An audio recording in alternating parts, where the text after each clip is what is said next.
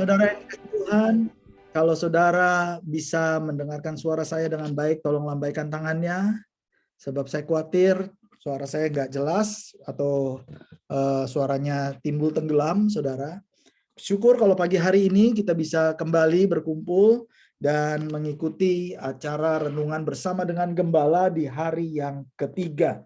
Saudara, hari-hari ini kita sedang membahas, bagi yang baru bergabung, hari-hari ini kita sedang membahas tentang kitab Ayub, saudara. Ya, di hari yang pertama kita membahas bahwa kebenaran itu adalah milik Allah.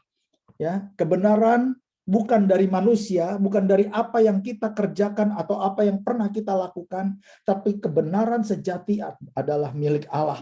Lalu kemarin kita melihat bagaimana pandangan dan penilaian dari sahabat-sahabat Ayub terhadap Ayub ketika ia mengalami kesusahan.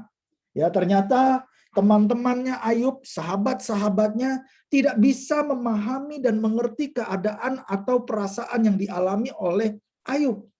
Dan itu membuat Ayub menjadi kesal, menjadi marah.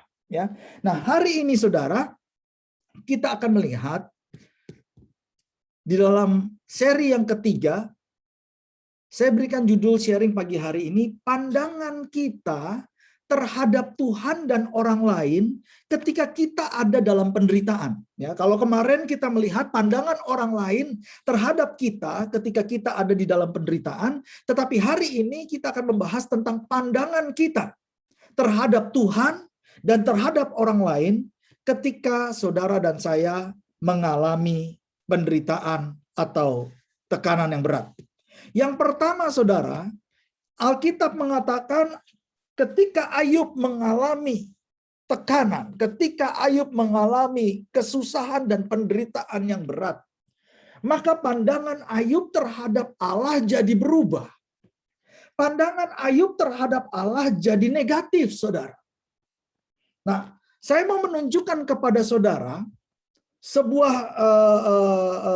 beberapa ayat, ya, di mana Ayub berkata-kata di sana berbicara tentang Allah. Dari sekian banyak yang dia katakan di dalam kitab Ayub, saya hanya ambil yang satu ini saja, ya. Tapi masih banyak lagi di pasal-pasal yang lain, saudara, di mana Ayub itu berkata-kata negatif tentang Allah. Tetapi ini yang saya mau tunjukkan kepada saudara, salah satu dari apa yang Ayub katakan tentang Allah. Dari Ayub pasal yang ke-9, ayatnya yang ke-24, sampai dengan ayatnya yang ke-20 sampai dengan ayatnya yang ke-35, ya. Ayub 9 ayat 24 sampai dengan ayat yang ke-35, ya. Saya akan mencoba untuk menjelaskan kepada saudara apa yang dimaksud oleh ayat-ayat atau perkataan-perkataan yang diucapkan oleh Ayub ini. Nanti saudara renungkan lagi, ya, setelah selesai renungan pagi saudara bisa baca ulang lagi, lalu saudara renungkan lagi, saudara, ya. Ayat ke-24 Ayub ini ngomong begini.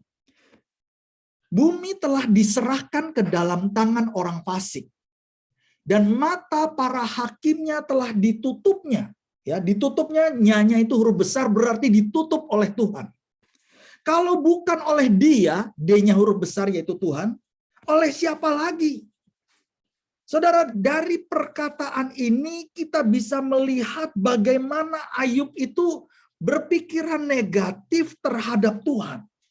Ayub katakan bahwa Allah telah menyerahkan bumi ke dalam tangan orang fasik, saudara.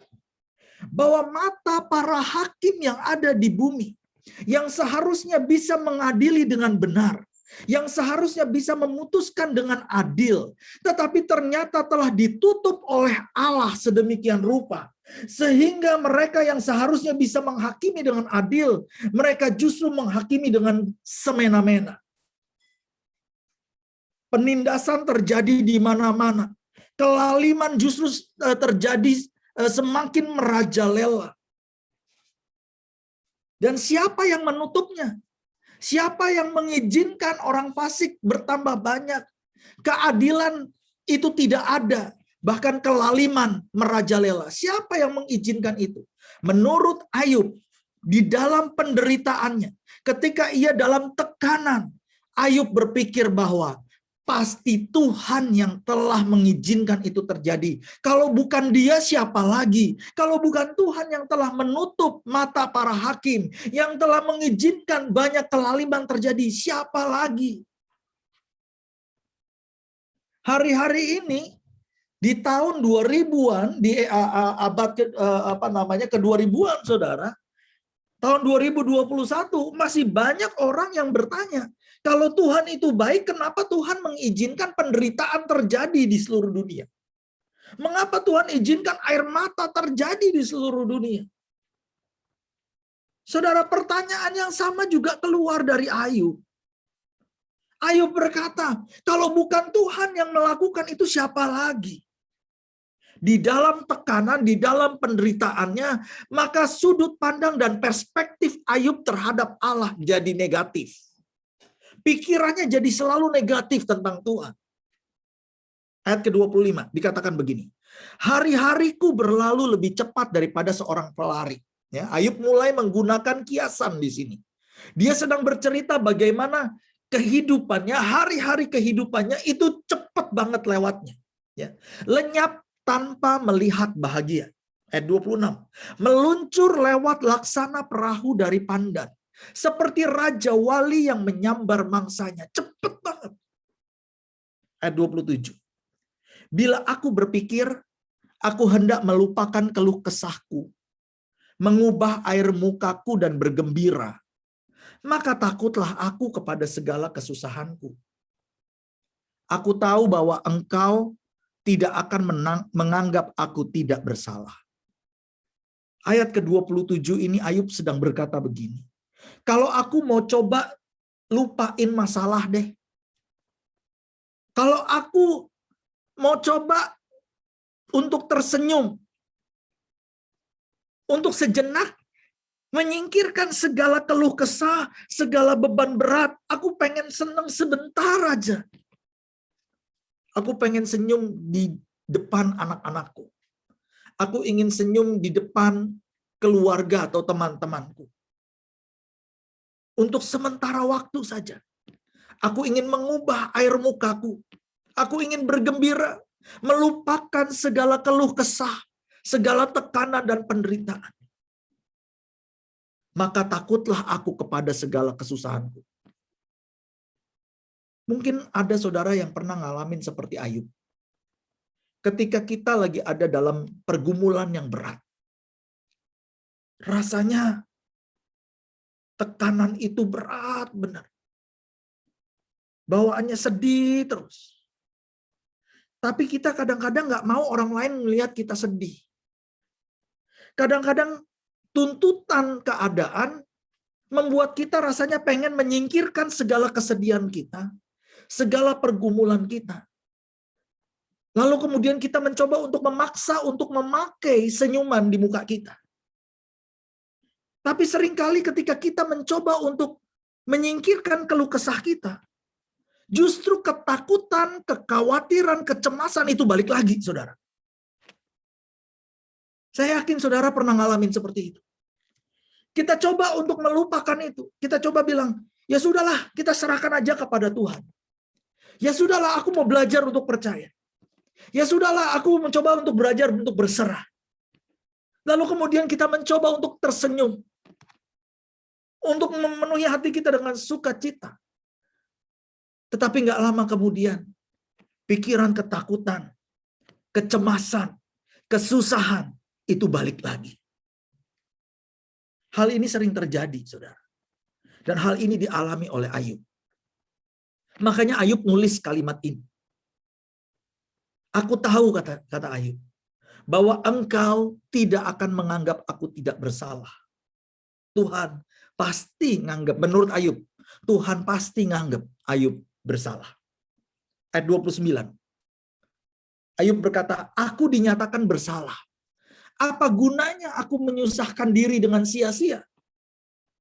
Dia katakan, kalau aku sudah dicap bahwa aku bersalah, bahwa aku berdosa, buat apa lagi aku berusaha? Karena semuanya akan sia-sia. Kenapa Ayub katakan begitu? Karena ayat yang ke-30 dia bilang begini. Walaupun aku membasuh diriku dengan salju. Ini pandangan Ayub ya, sekali lagi saudara. Pandangan Ayub terhadap Allah ketika ia ada di dalam penderitaan dan perkataan yang keluar dari Ayub jadi negatif, segala sesuatunya jadi error gitu. Pandangan dia terhadap Tuhan jadi error. Ayat 30. Walaupun aku membasuh diriku dengan salju dan menyuci tanganku dengan sabun, ya, Ayub mencoba untuk membersihkan dirinya supaya dia tidak najis di hadapan Tuhan. Tapi ayat 31. Namun engkau Tuhan akan membenamkan aku dalam lumpur lagi sehingga pakaianku merasa jijik terhadap aku. Jadi Ayub tuh lagi ngomong begini, kalau aku berusaha untuk hidup benar sekalipun, aku berusaha untuk hidup suci sekalipun, aku membasuh tanganku dari segala kejahatan sekalipun, nanti Tuhan yang akan menjebloskan aku ke dalam kejahatan. Tuhan akan membuat aku kotor lagi. Lihat, betapa penderitaan dan kesusahan itu bisa membuat pikiran kita jadi ngaco tentang Tuhan, saudara. Dan ini yang dialami oleh Ayub. Ayat 32. Karena Tuhan, dia bukan manusia seperti aku. Sehingga aku dapat menjawabnya. Ayub merasa bahwa Tuhan kan lebih besar. Dia bukan seperti manusia, makanya kita bisa tanya jawab sama dia. Ada dilema di dalam hidup Ayub. Dia pengen ngomong sama Tuhan. Dia pengen mengemukakan perkaranya kepada Tuhan. Dia pengen menjawab apa yang Tuhan ingin tanyakan pada dia. Tetapi dia merasa nggak bisa. Karena Tuhan terlalu besar. Tetapi kemudian di kalimat berikutnya, dia katakan begini, mari bersama-sama menghadap pengadilan. Di ayat ke-32 ini, saudara dan saya bisa melihat bagaimana pikiran dan emosional dan kondisi jiwa daripada Ayub itu nggak stabil. Di satu sisi dia mengerti bahwa Tuhan itu terlalu besar bagi Ayub. Bahwa dia adalah manusia yang kecil. Itu sebabnya dia nggak bisa menjawab pertanyaan apa yang Tuhan akan tanyakan kepada dia. Tetapi di satu sisi dia juga pengen berperkara dengan Tuhan.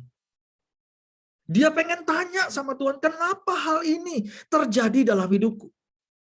Jadi kalimat pertama, dia katakan aku nggak bisa menjawab dia, tetapi di kalimat yang kedua justru dia ngajak Tuhan untuk sama-sama menghadap ke pengadilan. Wow.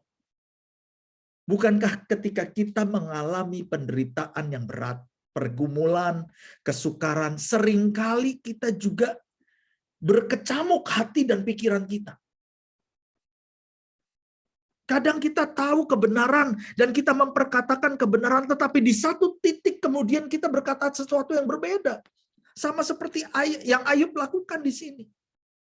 Bahkan dengan beraninya, kemudian di ayat 33, 34, dan 35, Ayub berkata begini, tidak ada wasit di antara kami. Artinya tidak ada yang menjembatani kami, tidak ada yang memfasilitasi kami, tidak ada yang netral untuk bisa melerai kami.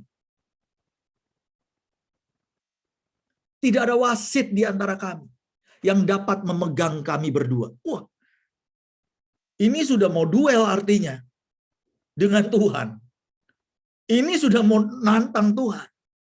Dan benar, ayat 34 dan 35 itu adalah tantangan dari Ayub kepada Tuhan.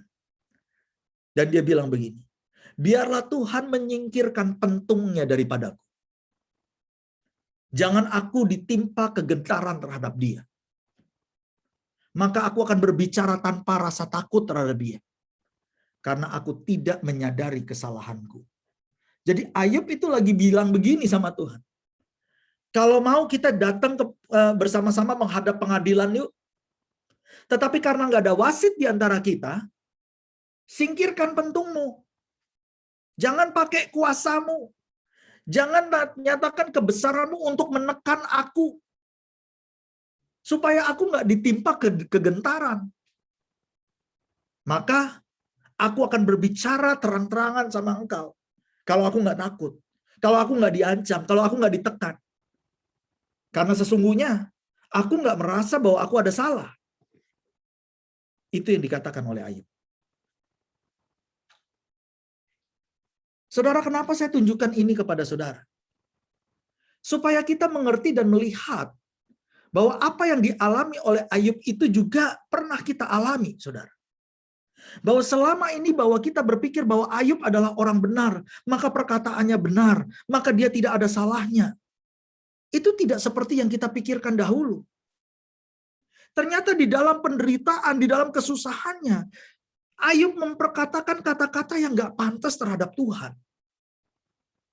Ia challenge Tuhan, dia tantang Tuhan, saudara. Untuk datang ke pengadilan. Untuk berperkara bersama-sama.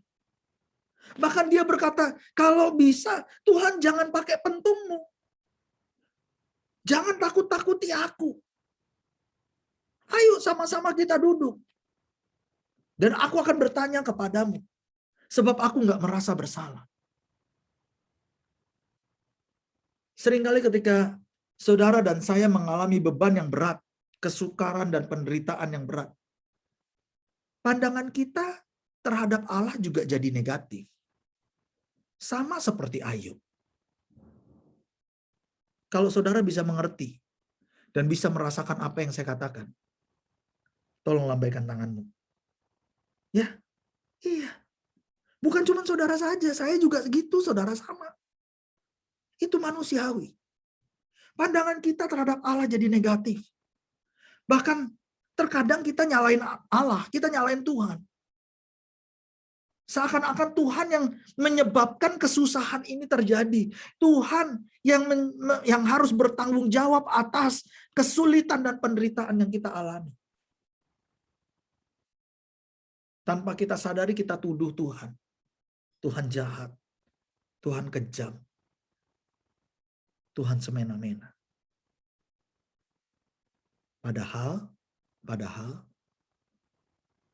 firman Tuhan berkata yang sebaliknya justru. Bahwa Tuhan tidak jahat. Dia justru maha baik. Padahal Alkitab katakan bukan Tuhan tidak adil. Alkitab justru katakan Tuhan maha adil. Alkitab menunjukkan kepada kita Tuhan tidak semena-mena. Dia penyayang. Dia pengampun. Dia maha baik. Lalu kok bisa? Kok bisa pikiran-pikiran yang salah, pikiran-pikiran yang negatif ini muncul? Padahal kita sudah dididik dari kecil, dari sekolah minggu, kita sudah setiap minggu datang ke gereja, kita aktif di KUL. Kok bisa pikiran negatif tentang Tuhan tuh muncul?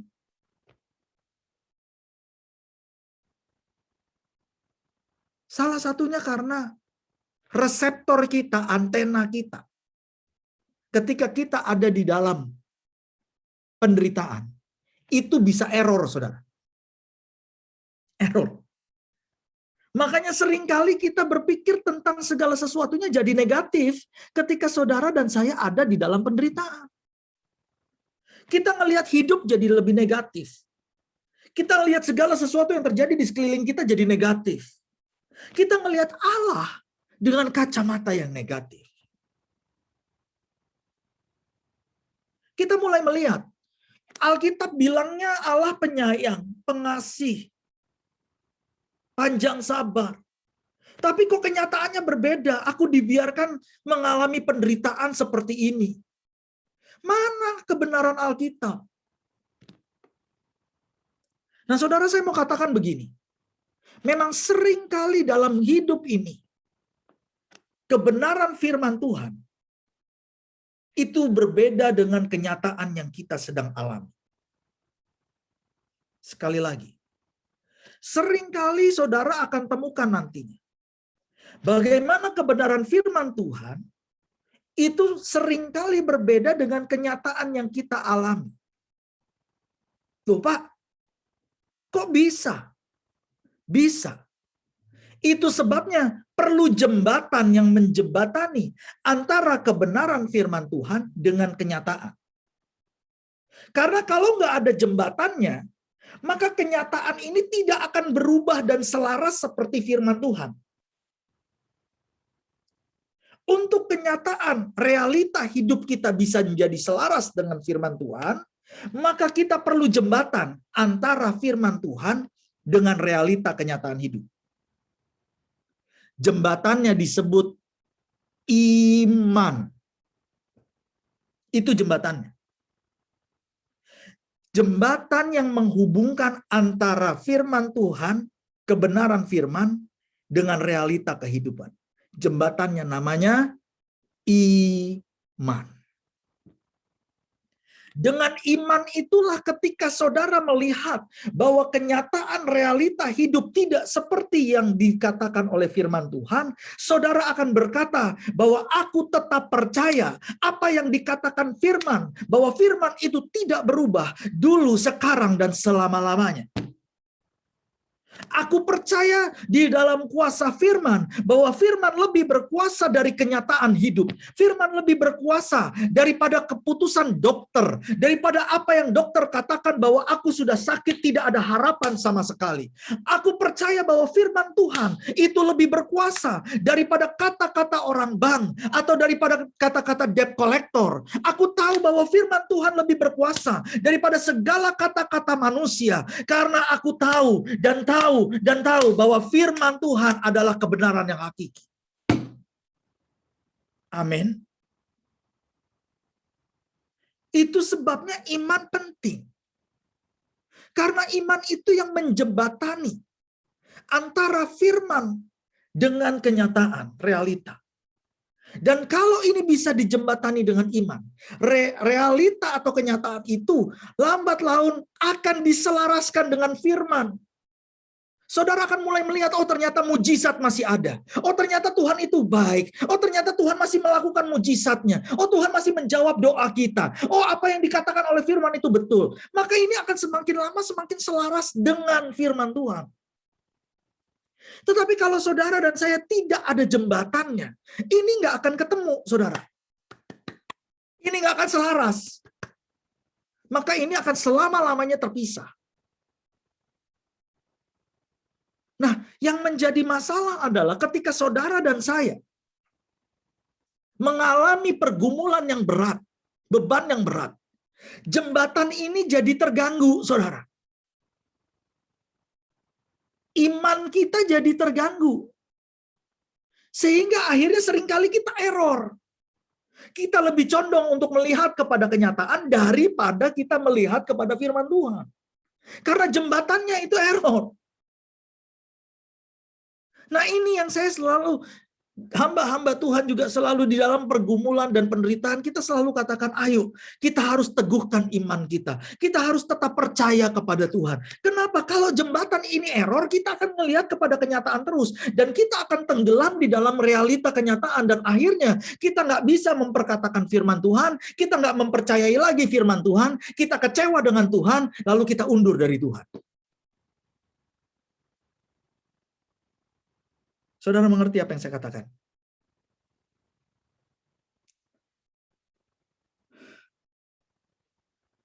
Saudara, pikiran yang salah tentang Allah itu merupakan senjata yang dipakai oleh iblis untuk mempengaruhi Adam dan Hawa.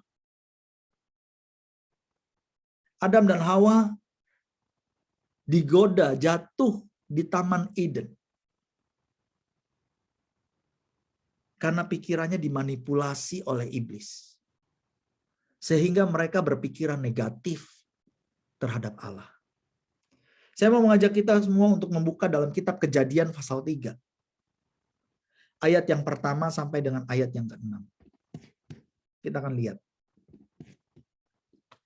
Kejadian pasal 3 ayat pertama sampai dengan ayat yang ke-6. Di sana dikatakan, adapun ular ialah yang paling cerdik dari segala binatang di darat yang dijadikan oleh Tuhan Allah. Ular itu berkata kepada perempuan itu, tentulah Allah berfirman, semua pohon dalam taman ini jangan kamu makan buahnya, bukan? Perhatikan kalimat itu. Apakah betul betul Tuhan berfirman kepada Adam dan Hawa bahwa semua pohon yang ada di Taman Eden tidak boleh dimakan buahnya? Ya enggak.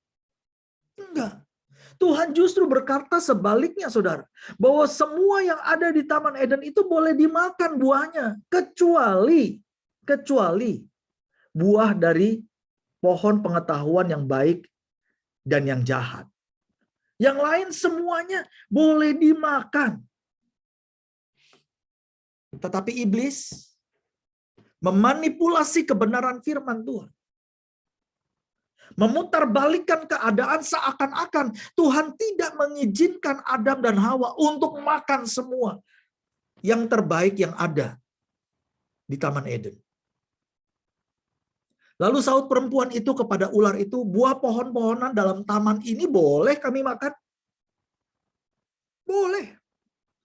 Tapi tentang buah pohon yang ada di tengah-tengah taman, Allah berfirman, jangan kamu makan ataupun raba buah itu, nanti kamu mati.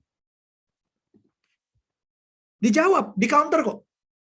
Sama Hawa, di counter. Ketika iblis mencoba untuk memutarbalikkan keadaan, memutarbalikkan kebenaran, di counter sama Hawa. Oh enggak. Tuhan bilang boleh kok makan, boleh kecuali pohon itu, pengetahuan yang baik dan yang jahat. Skornya udah 1-0, saudara. Ya, Hawa menang 1-0. Tetapi iblis nggak berhenti di situ. Jangan pernah berpikir bahwa di dalam peperangan rohani kalau kita udah menang ya udah iblis mundur, enggak. Iblis nggak berhenti. Dia coba lagi untuk memanipulasi dengan pikiran yang lain. Iblis bilang begini ayat yang keempat. Tetapi ular itu berkata kepada perempuan itu, sekali-kali kamu tidak akan mati. Tetapi Allah mengetahui, Allah tuh tahu loh. Bukannya dia nggak tahu. Dia tahu bahwa pada waktu kamu makan buah itu, mata kamu pasti terbuka. Dan kamu akan menjadi seperti Allah. Sama seperti Allah. Tahu tentang yang baik dan yang jahat. Lihat itu, saudara. Iblis mencoba untuk memanipulasi pikiran Adam dan Hawa. Dengan berkata, oh kamu nggak bakalan mati. Padahal Tuhan bilang mati. Jadi seakan-akan seperti Tuhan telah membohongi. Telah menipu Hawa dan Adam. Dengan berkata, jangan kamu makan buah itu karena nanti kamu mati. Iblis katakan, enggak, kamu nggak akan mati. Diberikan satu image di dalam hati dan pikiran Adam dan Hawa bahwa Tuhan itu berbohong sama kamu. Tetapi Allah sebetulnya tahu kok.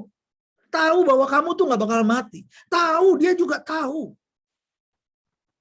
Bahwa pada waktu kamu makan nanti mata kamu akan terbuka. Dan kamu akan jadi seperti Allah loh. Kamu akan jadi sama seperti Allah. Saya pikirkan kalau saya jadi Adam dan Hawa pada waktu itu pun saya akan berpikir. Iya ya. Kalau dengan makan buah ini, aku bisa menjadi sama dan serupa seperti Allah. Kenapa dilarang? Kan tujuannya Tuhan menciptakan manusia adalah untuk menjadi makhluk yang serupa dan segambar dengan Allah.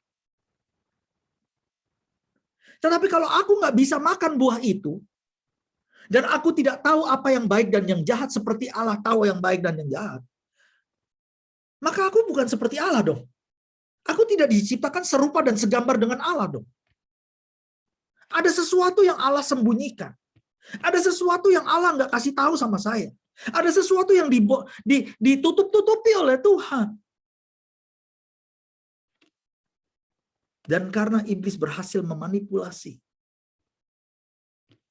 pikiran Hawa dan Adam, maka ayat yang ke-6 dikatakan, perempuan itu melihat buah pohon itu baik untuk dimakan, sedap kelihatannya. Lagi pula pohon itu menarik hati karena memberi pengertian. Lalu ia mengambil buahnya. 1-1, saudara. Skornya 1-1. Begitu Hawa raba dan ambil buah itu, skor 1-1. Mengambil buahnya dan dimakannya. 2-1 skor. Iblis menang. Lalu diberikan kepada suaminya. 3-1 skornya. Saudara, iblis dengan licik memanipulasi pikiran dan perasaan dari Adam dan Hawa. Dengan membuat Adam dan Hawa seolah-olah telah dibohongi oleh Tuhan. Telah dipecundangi oleh Tuhan. Seakan-akan Tuhan telah membohongi mereka dan melarang mereka untuk makan, menikmati sesuatu yang baik. Sesuatu yang membuat mereka bisa menjadi sama seperti Allah, serupa dengan Allah.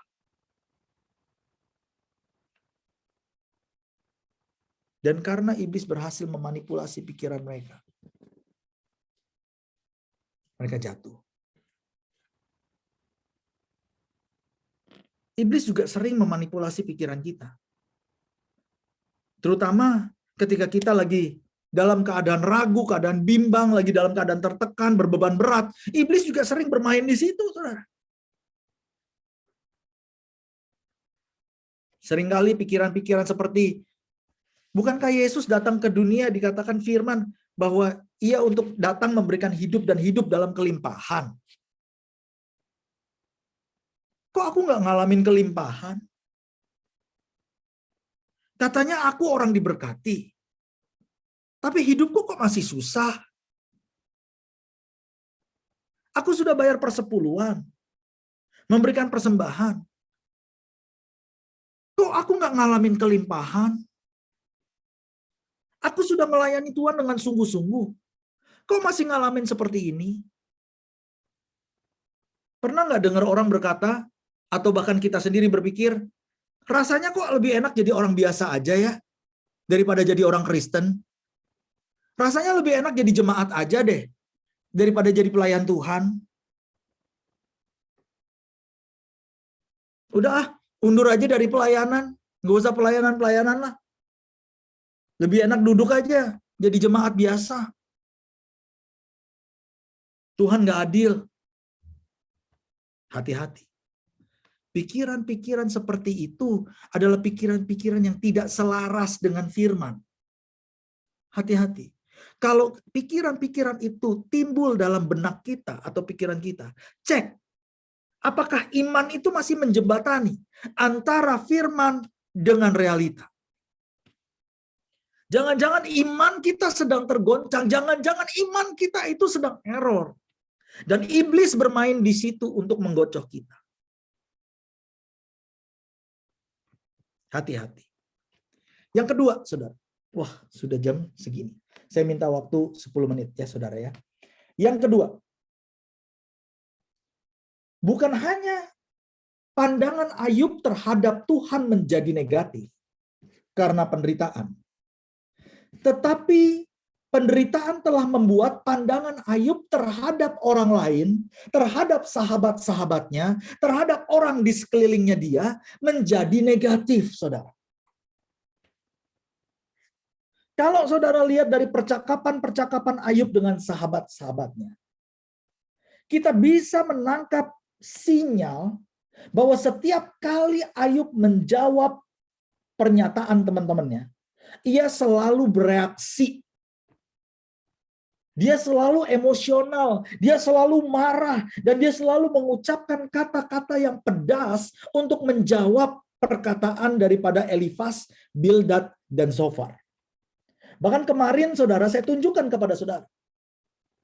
Ayub, di Ayub 13 ayat 4, sampai memanggil teman-temannya itu dengan sebutan, kamu itu tabib palsu. Katanya mau datang untuk menyampaikan bela sungkawa. Katanya datang mau menyampaikan menghibur aku yang ada dalam kesusahan. Tetapi ternyata kamu konselor palsu. Kamu bukannya konsel saya, bukannya kamu memberikan konseling yang baik, bukannya kamu meneguhkan hati saya, malah kamu menuduh saya, kamu palsu. Bahkan di pasal 16 ayat yang kedua, lebih ngeri lagi, Ayub begitu marah kepada teman-temannya sampai dia bilang, penghibur sialan kamu semua.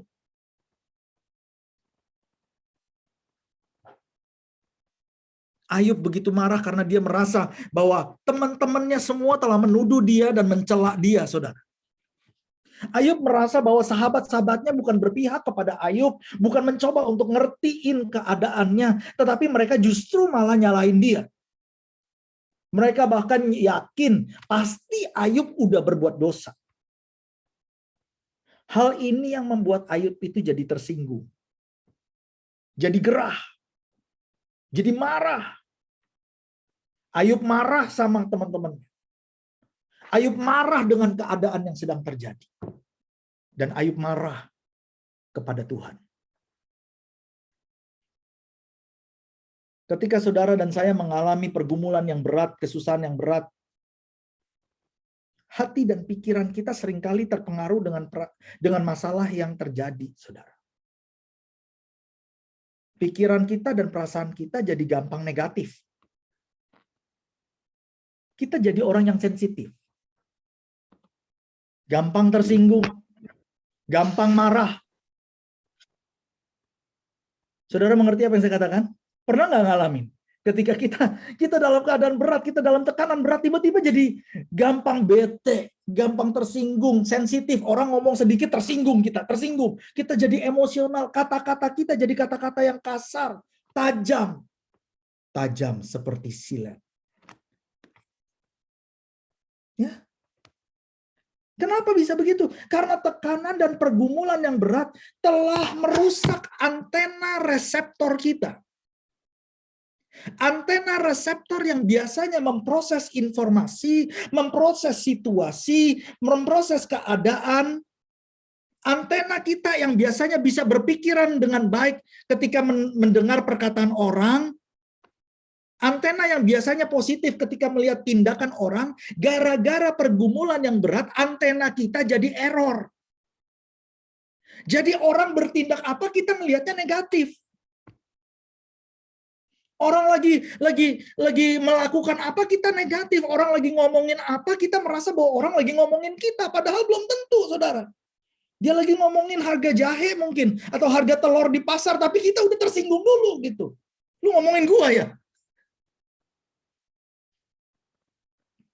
Reseptor kita, antena kita jadi error. Kita jadi orang yang sering menduga-duga. Kita jadi orang yang sering menebak-nebak dan mereka-reka. Kayaknya orang itu begini nih, tindakannya terhadap aku begini. Air mukanya tadi kayak begini nih, ini pasti nih, pasti. Tahukah saudara bahwa, mohon maaf, saya harus katakan ini, bahwa kita adalah penipu paling terbesar di seluruh dunia, saudara, selain daripada iblis. Kenapa saya katakan begitu?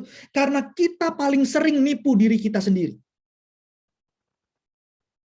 Bagaimana caranya kita menipu diri kita? Dengan pikiran kita. Kita mikir, udah jauh kita bikin skenario, saudara. Pernah saudara ngalamin begitu? Kita mikirin tentang sesuatu jauh bener. Sampai sesuatu asumsi-asumsi yang nggak jelas. Asumsi-asumsi yang sebetulnya belum tentu benar. Waduh, kita pikirin semuanya. Yang lebih lucunya lagi, kita percaya sama pikiran kita.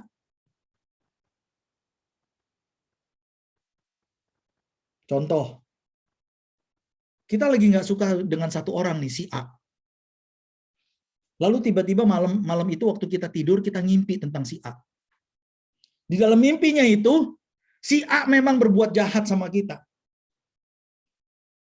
Besoknya, pagi-pagi bangun, kita langsung musuhin si A. Si A ya bingung lah. Kenapa gue dimusuhin? Cuman gara-gara mimpi, nggak taunya saudara. Sesuatu yang belum tentu benar. Kita sering lakukan itu. Kita sering membohongi diri kita sendiri. Kita sering mengasumsikan orang tidak suka sama kita. Orang tidak menghargai kita. Kita sering mengasumsikan kalau kita lagi dalam penderitaan, orang meninggalkan kita. Orang nggak mau tolong kita. Orang nggak mau bantu kita. Kita sering mengasumsikan bahwa ketika kita dalam keadaan terpuruk, orang menghina kita, merendahkan kita. Mungkin ada betulnya. Tetapi seringkali justru salah. Itu sebabnya saya mau katakan kepada saudara. Kita perlu sadar bahwa karena penderitaan dan pergumulan itu bisa membuat antena reseptor kita jadi salah. Jangan terlalu cepat untuk mengambil kesimpulan tentang orang lain. Sebab kalau dari apa yang saya pernah alami, pengalaman-pengalaman saya ketika ada di dalam tekanan yang berat dan pergumulan yang berat. Kalau ada satu hal yang saya belajar dari Tuhan, saya belajar dan temukan bahwa Tuhan tidak pernah meninggalkan kita untuk bergumul sendirian. Meskipun kita merasa bahwa tidak ada orang yang mau bantu kita. Meskipun bahwa kita merasa bahwa kita seorang diri harus berjuang. Tetapi saya mau katakan kepada saudara, seringkali setelah pergumulan itu lewat, dan ketika saya melihat ke belakang kembali, ternyata saya melihat ada banyak orang di situ yang siap membantu saya. Ada banyak orang di situ yang mendoakan saya. Ada banyak orang di situ yang mengasihi saya. Dan saya mau katakan kepada saudara, meskipun mungkin antena kita error di tengah-tengah penderitaan, tapi jangan biarkan kita tenggelam di dalam asumsi. Berpikir bahwa orang memandang kita dengan negatif. Karena enggak. Kepada Elia Tuhan katakan begini, aku telah menyisihkan 7.000 orang. Kamu nggak sendirian Elia. Masih ada 7.000 orang yang nggak pernah sujud menyembah kepada Baal. Dan hari ini saya mau katakan kepada saudara, masih ada banyak teman-teman saudara, masih ada banyak keluarga-keluarga saudara, masih ada banyak sahabat-sahabat saudara, rekan-rekan sepelayanan saudara, yang masih mendukung saudara, mendoakan saudara, dan mereka siap untuk membantu saudara. Oleh sebab itu, jangan termakan oleh tipu muslihat iblis. Saya rasa sampai segini aja saya sharing dulu. Sebetulnya masih banyak materinya. Tapi nanti kita akan bahas lagi. Kita masih ada 3 hari lagi, saudara. Dan saya berdoa agar apa yang saya sharingkan ini bisa menjadi berkat bagi kita semua. Percaya bahwa kita tidak diizinkan oleh Tuhan untuk bergumul dengan sendiri. Tuhan ada bersama dengan kita. Dan masih ada orang-orang yang siap untuk membantu saudara dan saya. Pejamkan mata, kita berdoa. Bapa di surga, terima kasih untuk sharing pada pagi hari ini. Renungan, dan biarlah kiranya di dalam hadirat Tuhan, renungan ini berbicara secara mendalam ke dalam hati, jiwa, dan roh setiap daripada kami.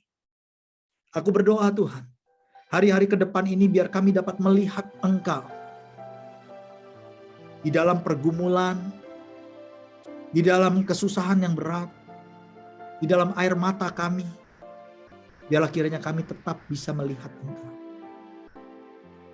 Jaga perkataan kami ya Tuhan, supaya kami tidak mengucapkan kata-kata yang tidak pantas terhadap Tuhan. Dan kalau kami pernah ucapkan itu, kami minta ampun.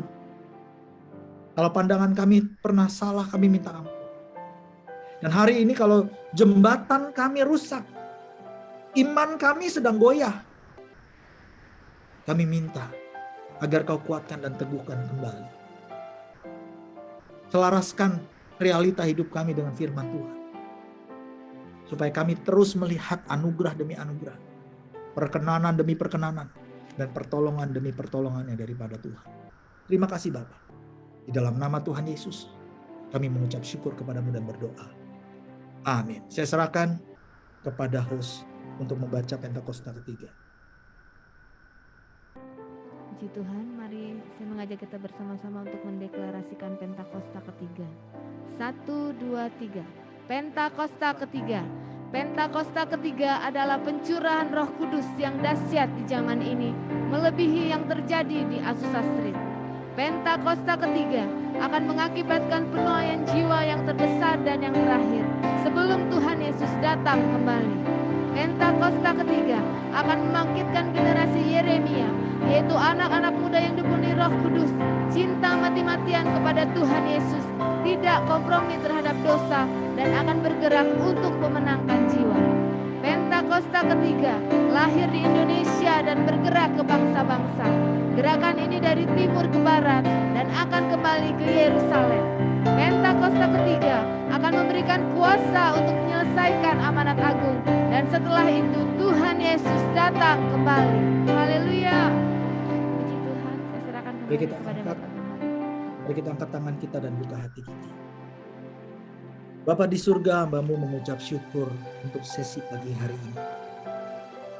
Terima kasih untuk banyak hal yang Tuhan bukakan. Hamba-Mu berdoa, kalau Engkau dengan begitu sabar mengajari Ayub, bahkan membawa dia keluar dari tekanan dan penderitaan. Meskipun pandangan Ayub negatif, meskipun pandangannya salah, tetapi Engkau dengan begitu sabar, Engkau menuntun, mengajari, membawa dia keluar, bahkan memulihkan hidupnya. Aku pun berdoa bagi umat-Mu. Biarlah kiranya Engkau pun melakukan hal yang sama. Dengan sabar menuntun kami, mengajari kami. Engkau mengampuni segala kesalahan kami. Engkau pengasih ya Abah. Engkau penyayang. Bapa yang baik. Oleh sebab itu hamba-Mu berdoa. Apapun yang sedang dialami oleh umat-Mu ya Tuhan. Nyatakan pribadi. Tuntun dengan sabar ya Tuhan. Dengan sabar. Ampuni kebodohan kami. Kalau kami sering kali nyalain Tuhan. Sering kali nyalain keadaan. Sering kali nyalain orang, ampun. Di dalam ketidakmengertian kami sering kali mengeluh. Mengucapkan hal-hal yang gak pantas. Memikirkan hal-hal yang gak pantas. Ampun. Hamba-Mu berdoa ya Tuhan. Biar Engkau sabar atas kami. Sabar, tuntun kami. Sampai kami keluar dari semua pergumulan yang kami alami. Sampai kami mengalami pemulihan total. Bahkan dipulihkan 2 kali lipat seperti apa yang dialami oleh Ayub. Ya Tuhan, oleh Ayub. Terima kasih Abah, terima kasih. Berkati umat-Mu, berkati. Apapun yang menjadi doa-doa mereka, yang menjadi pergumulan mereka, Tuhan jawab. Apapun yang mujizat yang mereka butuhkan dan perlukan hari-hari ini, Tuhan berikan di dalam nama Tuhan Yesus. Hamba-Mu berdoa biar setiap iman yang goyah, iman yang sudah mulai tidak teguh, Tuhan, Engkau yang kokohkan, Engkau yang teguhkan kembali. Terima kasih. Ajar kami untuk selalu melihat kepadamu, memandang kepada Tuhan. Terima kasih ya Abah. Hamba-Mu mohonkan doa dan berkat yang berlimpah-limpah atas umat. Biar hari ini damai sejahtera yang melampaui segala akal itu turun atas umat. Memerintah atas pikiran dan perasaan umat-Mu. Sehingga ketika umat-Mu keluar dari rumah melakukan aktivitas mereka, mereka dituntun oleh damai sejahtera Tuhan. Bukakan tingkap-tingkap langit. Berkat yang berlimpah-limpah. Anugerah kasih karunia yang ada dalam Kristus Yesus. Persekutuan yang manis dalam Roh Kudus. Menyertai umat-Mu mulai hari ini. Bahkan sampai selama-lamanya. Di dalam nama Tuhan Yesus, bersama-sama kita yang percaya kita katakan, amin. Tuhan Yesus memberkati Bapak Ibu.